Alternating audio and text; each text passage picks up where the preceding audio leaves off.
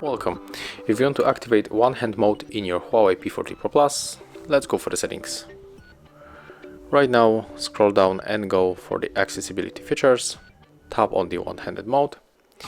And right now it is turned on. So we have two ways to enter. When we are using the gestures, we have to swipe like that from the one of the corner, left or the right.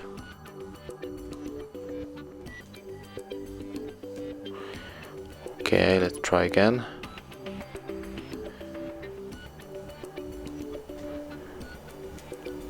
As you can see, it's not easy to turn it on, right? So we can change the gesture for the button navigation. Select the 3K navigation, and right now we have to swipe from the home button on the left or the right. And right now it's more easier to turn it on, as you can see. And right now we are able to